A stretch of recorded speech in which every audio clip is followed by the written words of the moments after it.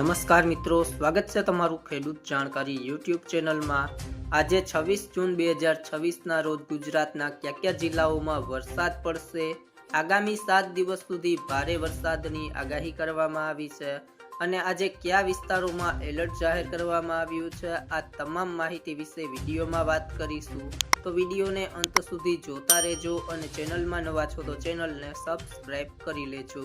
ગુજરાતમાં છેલ્લા 24 કલાક દરમિયાન માત્ર 1 કે 2 સ્થળોએ જ હળવા વરસાદી ઝાપટા નોંધાયા હતા અને રાજ્યના મોટાભાગના વિસ્તારમાં વાતાવરણ કોરું રહ્યું હતું। જોકે ચોમાસું હવે ધીમે ધીમે રાજ્યના મધ્ય ભાગ તરફ આગળ વધી રહ્યું છે અને આગામી 2 થી 3 દિવસમાં તે ગુજરાતના અન્ય વિસ્તારમાં પણ પહોંચી શકે છે। હવામાન વિભાગના જણાવ્યા અનુસાર આગામી 1 જુલાઈ સુધી રાજ્યના અનેક જિલ્લામાં હળવાથી મધ્યમ વરસાદની શક્યતાઓ સેવાઈ રહી છે।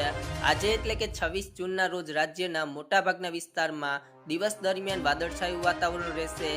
હવામાન વિભાગે કચ્છ, વાવ, થરાદ, બનાસકાંઠા, પાટણ, મહેસાણા, સાબરકાંઠા, અરવલ્લી, મહીસાગર, ગાંધીનગર, ભરૂચ, છોટાઉદેપુર, નર્મદા, સુરત, તાપી, નવસારી, ડાંગ, વલસાડ, મોરબી, સુરેન્દ્રનગર, બોટાદ, રાજકોટ, ભાવનગર, અમરેલી અને ગીર સોમનાથ જિલ્લામાં છૂટાછવાયા સ્થળોએ હળવાથી મધ્યમ પ્રકારનો વરસાદ વરસે તેવી આગાહી કરી છે।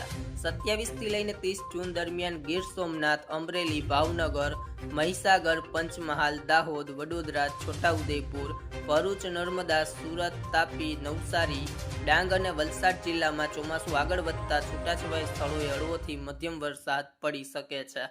આ જ વિસ્તારોમાં 1 જુલાઈના રોજ પણ વરસાદની પ્રવૃત્તિ ચાલુ રહેવાની શક્યતા હવામાન વિભાગ દ્વારા દર્શાવવામાં આવી છે। જો મિત્રો તમને અમારો વિડીયો પસંદ આવ્યો હોય તો વિડીયોને લાઇક કરો, તમારા મિત્રો સાથે શેર કરો અને જો તમે ચેનલમાં નવા છો તો ચેનલને સબસ્ક્રાઇબ કરી લેજો।